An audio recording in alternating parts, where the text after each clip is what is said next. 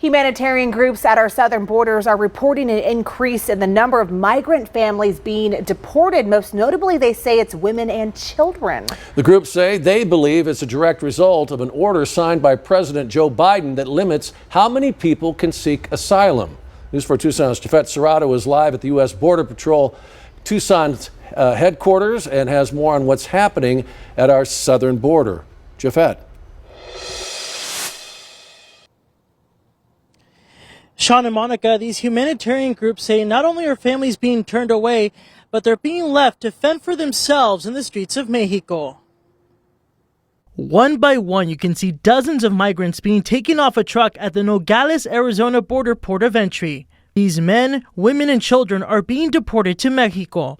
This is the spot where all their dreams about the United States being the land of opportunity come to an end.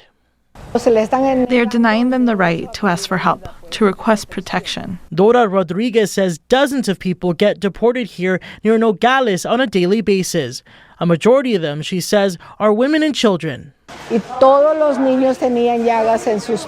All these kids have sores on their feet because they took their shoelaces and they took their socks. Historically, the Nogales port of entry has been a center point for deportations, but Rodriguez says ever since President Joe Biden signed an executive order that limits how many people can claim asylum, people who typically do not get turned down for help are. I asked them to give me asylum, but they didn't give it to me. They denied me even though my intention was to go see my daughter, who is very sick right now. Now more people like Gloria Castro are being turned away by the U.S. Castro is 60 years old and says she was assured by someone that if she crossed the border, she could meet her sick daughter, but that didn't come true. Not only is the border encountering a lot of people, but so are shelters like this one in Nogales, Mexico, called San Juan Bosco.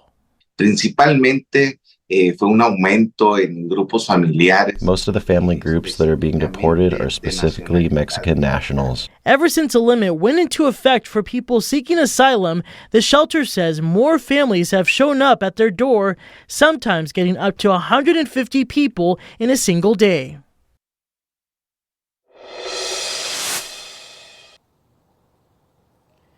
U.S. Customs and Border Protection says arrests for people illegally crossing the border has dropped to 33% in July.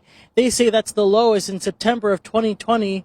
But many border experts that we spoke with say that is still not an acceptable number. Live on the South Side, Jafet Serrato, News 4 Tucson. Thank you, Jafet.